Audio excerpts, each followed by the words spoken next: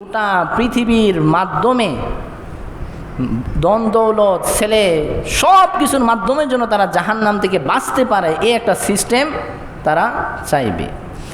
সেই কথাটাও আল্লাহ রাব্বুল আলামিন কুরআনুল কারীমের মধ্যে বলে দিয়েছেন। আল্লাহ তাআলা বলেন, ইউবাসসারুনাহুম ইয়াওয়াদ্দুল মুজরিমু লাউ ইফতাদি মিন আযাবি ইয়াওমাইযিম বিবানিহি ওয়া সাহিবাতিহি ওয়া আখিহি ওয়া ফাসিলাতিহি আল্লাতী তু'বি ওয়া মান ফিল আরদি জামিআন সুম্মা ইউনজি।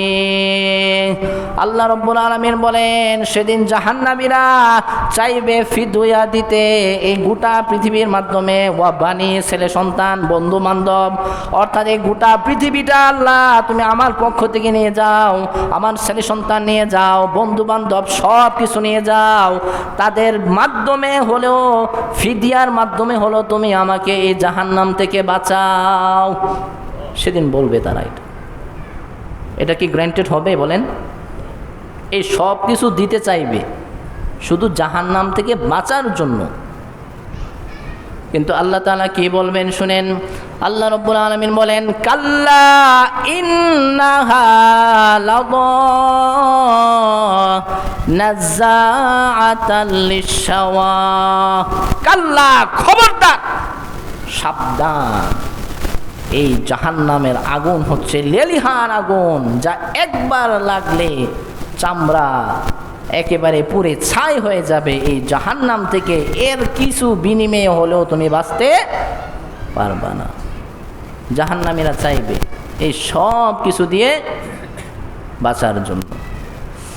এই সেম কথাটা আল্লাহ তাআলা অন্য আয়াতের মধ্যে সূরা মায়েদার 36 নম্বর আয়াতের মধ্যে বলেন, ইন্নাল্লাযীনা কাফারু লাউ আন্না লাহুম মা ফিল আরদি জামিআন ওয়া মিছলাহু ওয়া মাআহু লিয়াফতাদু বিহি মিন আযাবি ইয়াউমিল কিয়ামাহ।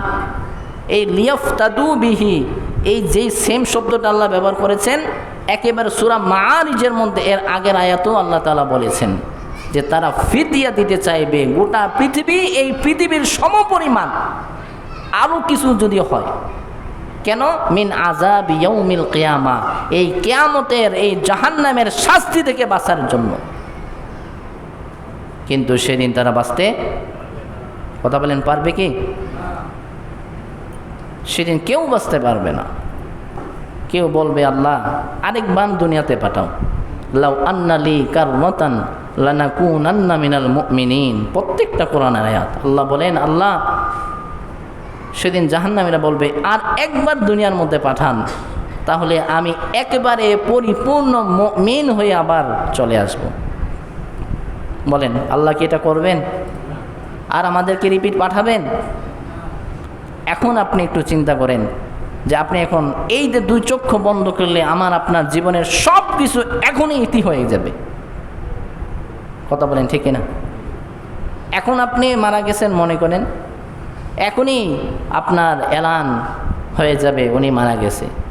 2-1 ঘন্টার ভিতরে জানাজার কাফন দাফনের ব্যবস্থা হয়ে যাবে, জানাজা হয়ে যাবে, সন্ধ্যার আগে আপনি দাফন হয়ে গেছেন। এটার নাম হচ্ছে দুনিয়া। জাহান্নামে যাওয়ার যে কারণগুলো আমি বলেছি, আর অনেক কারণ আছে, কোরআন হাদিসের আলোকে আমি বলতে পারবো, কিন্তু এই মেইন যে কারণগুলা, দুনিয়াকে প্রাধান্য দেওয়া, এই কোরআনের বিধানকে বৃদ্ধাঙ্গুলি দেখানো, মিথ্যা রূপ করা, এই সবগুলা স্বভাব আমাদের ভিতরে আছে না নাই? আছে। সেজন্য আপনি জাহান্নামের কথা স্মরণ করেন, বেশি বেশি করে জাহান্নামের কথা স্মরণ করেন। আপনার ইমানকে মজবুত করে দিবেন কে? কথা বলেন, কে করে দিবেন? এই জন্য এই জাহান্নামের আগুন, দুনিয়ার আগুন যদি শুধু শরীরের এক স্থানে লাগে, এই স্থানটাই পুড়ে। আল্লাহ বলেন, নারুল্লাহ হিল মুকাদা আল্লাতী তাত্তালিউ আলাল আফইদা। আল্লাহর জাহান্নামের আগুন হচ্ছে এমন যে দুনিয়ার কোনো মানুষের একটা শরীরের অংশে লাগলে কলিজা পর্যন্ত পুড়ে ছাই হয়ে যাবে। চিন্তা করতে পারেন? দুনিয়ার আগুন হাতে লাগলে হাতেই পুড়ে, আর জাহান্নামের আগুন শরীরে এক কয়নারে লাগলে কলিজা পর্যন্ত পরিচয় হয়ে যাবে।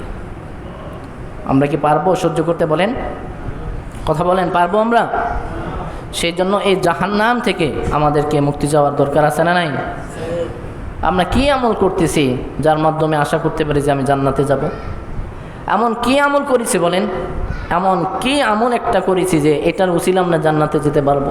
আমরা যে নামাজ পড়ছি, নামাজটাই হচ্ছে না, হচ্ছে কি শুধুমাত্র হাজিরা দিচ্ছি, হাজিরা দিচ্ছি আর বলতেছি যে আল্লাহ, তারপরে যদি 5 ওয়াক্ত নামাজ পড়ি, এটা হলো হাজিরার মতন। ক্লাসের মধ্যে অনেক দুর্বল স্টুডেন্ট থাকে, পড়া পারে না কিন্তু নিয়মিত ক্লাসে আসে, টিচার পড়া ধরছে, কিরে তুই তো পড়া পারস না, তখন টিচারের একটা মায়া হয়ে যায়, সে নিয়মিত আসে কিন্তু মাথার ব্রেন ভালো না, পারতেছে না, অনেক সময় দয়া করে তাকে মারে না, মারে তার খাতার মধ্যে বেশি লেখা নাই, টিচার এক্সট্রা মার্ক দিয়ে তাকে পাস করায় দেয় কি না? আমরা তো সেই কাতারের মধ্যেও নাই, কথা বলেন ঠিক না? এই জন্য আমরা সকলে আমরা আল্লাহর কাছে তওবা করতে হবে যে আল্লাহ, আমাদেরকে তুমি জাহান্নামের আগুন থেকে বাঁচাও। আমাদের আমলের পরিবর্তনের দরকার। নামাজ ছাড়া কেউ যদি জান্নাতে বলে আমি চলে গেছি, তাহলে আল্লাহর কোরআন মিথ্যা হয়ে যাবে, কথা বলেন ঠিক না? কেউ যদি বলে নামাজ লাগে না, তাহলে আমি বলবো যে কোরআন মিথ্যা হয়ে গেছে, আমি প্রমাণ দেখাতে পারবো। কেউ যদি বলে যে আমি নামাজ ছাড়া জান্নাতে যেতে পারবো, আল্লাহর কোরআন মিথ্যা প্রমাণিত হয়ে যাবে। আল্লাহর কোরআন কখনো মিথ্যা প্রমাণিত হইতে পারে না, আপনি মিথ্যার মধ্যে আছেন। এই জন্য আমাদের প্রত্যেকের মহল্লার মুসল্লি যারা আছে, আমাদের দায়িত্ব, আপনার পাশের একজন নামাজ পড়ছে না, তাকে নিয়ে আসেন, এটা আমাদের সকলের দায়িত্ব। আপনি নামাজ পড়তেছেন, চাচা বাতিজা কেন নামাজ পড়ে না, তাকে নিয়ে আসেন, দরকার আছে না নাই বলেন? এই জন্য নিজে জাহান্নাম থেকে বাঁচতে হবে, আমার আহাল পরিবার পরিজন সকলকে বাঁচাইতে হবে, হবে কি না বলেন? যা কিছু বলেছি আল্লাহ রাব্বুল আলামিন আমার এই ক্ষুদ্র নলেজে আমাকে আপনাকে সকলকে বোঝার এবং আমল করা তৌফিক এনায়েত করুক। বিশেষ করে জনাব আবুল হোসেন সাহেব, হ্যাঁ, উনি দোয়া চেয়েছেন, রাহিম ইন্তেকাল করেছে, ওর জন্য আল্লাহ তাআলা যেন ওর কবরটাকে জান্নাতের উচ্চ মাকাম দান করেন, সকলে বলেন আমিন। যারা